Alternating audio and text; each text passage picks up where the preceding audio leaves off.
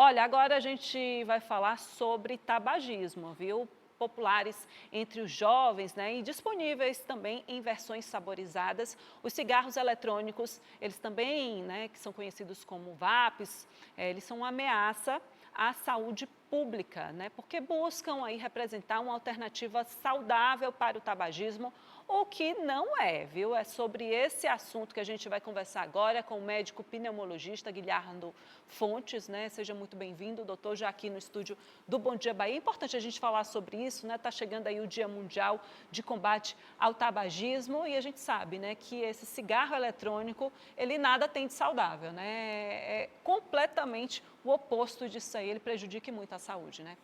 É verdade, eles fizeram uma divulgação marketing direcionada aos jovens, porque tem sabores diferentes e eles usam em qualquer lugar, porque ninguém percebe que alguém está fumando um cigarro eletrônico. Antigamente tinha aquele odor desagradável do cigarro, hoje não, tem vários tipos de aroma, jujuba, chocolate, algodão doce, isso é tipo direcionado às crianças, já que os cigarros tradicionais estavam em queda, que o Brasil é uma referência mundial no controle do tabagismo. Então, eles estão vendo essa nova forma de reconquistar algumas pessoas que eram usuários de tabaco. Tem gente que está começando, iniciando a se fumar os cigarros eletrônicos, o que vai ser um grande problema no futuro próximo. Muitos jovens, né, utilizando, inclusive, eles são conhecidos como vapes, né, ou como pendrive, né, Pendrive. pequenininho, às vezes a gente não sabe nem identificar Isso, que se trata realmente de um cigarro eletrônico. não há como. Até os pais e as mães, professores que devem esclarecer melhor sobre o assunto, eles não identificam, porque são pendrives, são canetas, são muitos coloridos, então foi uma coisa que passa despercebido como uma coisa totalmente inócua, quando na verdade ele pode trazer as mesmas doenças que os cigarros tradicionais. Ô doutor, explica pra gente, né, que tipo de problemas o cigarro eletrônico ele pode causar nas pessoas? Pois é, na forma aguda que foi descrito há uns 3 anos atrás, é uma doença de EVALI. A doença de EVALI é uma agressão química do pulmão que leva à insuficiência respiratória, as pessoas podem perder a vida, podem se submeter ao risco de transplante e até de morte. Então, essa é uma das condições. A segunda, todas as doenças ocasionadas pelos cigarros tradicionais são também ocasionadas pelos cigarros eletrônicos, só que numa fase muito mais precoce, porque as pessoas começam a fumar com 6, 7, 8 anos. Então, precocemente, ele tem doença cardiovascular, cérebro vascular, doenças pulmonares, agravamento de asma, agravamento do que a gente chama de DPOC, doença pulmonar obstrutiva crônica, que era o passado chamado enfisema pulmonar, bronquite enfisema, sem contar o grande número de cânceres que já está sendo relacionado a cigarros eletrônicos. É importante a gente falar também sobre essa questão, né? Porque, como o senhor está mencionando aí, sobre essas doenças, né? A gente lembra que o cigarro eletrônico ele tem um teor muito alto também de nicotina, né? Que vicia. Sem sombra de dúvida. Não é só a nicotina, é uma nicotina acidificada. Ela é altamente viciante. Eu digo sempre que a nicotina ativada, porque ela leva a vício com muita velocidade. E nos cigarros eletrônicos, ele não diz a quantidade de nicotina que tem na grande maioria deles. Porque são cigarros contrabandeados, são cigarros que eles compram em qualquer lugar. Então, ele não diz a concentração de nicotina. Mas nós sabemos que quem faz esse tipo de cigarro faz com a intenção que as pessoas fiquem viciadas e comprem cada vez mais para que os lucros sejam mais elevados.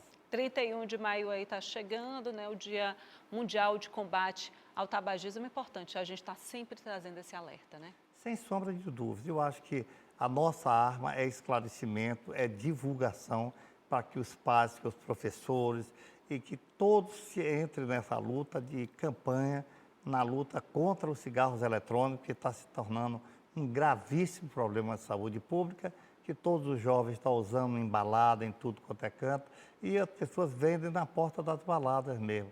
Tem os cigarros eletrônicos refil e tem aqueles que eles compram avulso. Então, é um problema gravíssimo, preocupante e que pode nos trazer. Nós estávamos no patamar de 12% de cigarro eletrônico, depois da pandemia aumentou um pouquinho.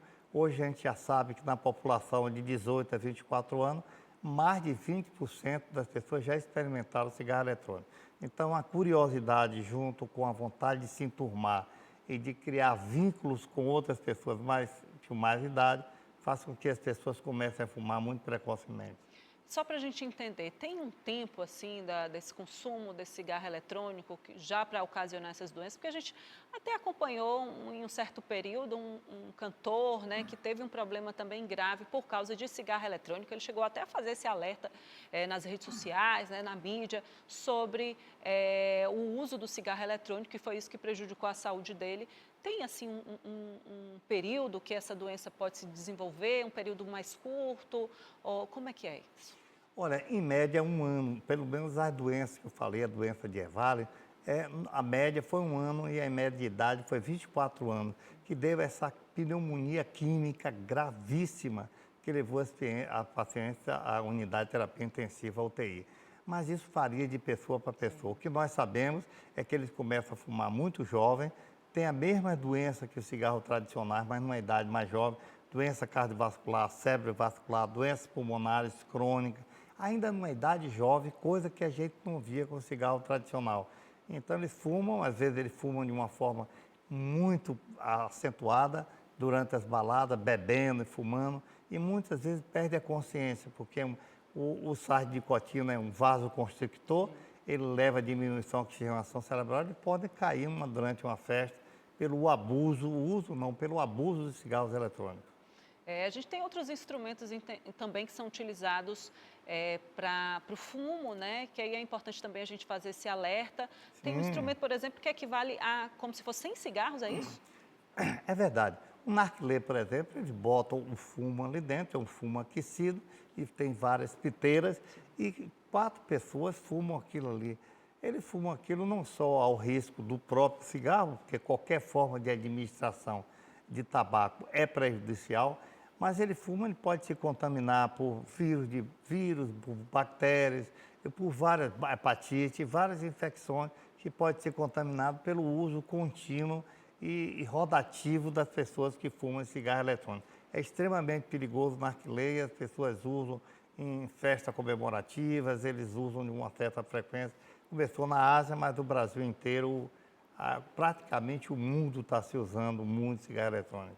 Cigarro eletrônico narguilé.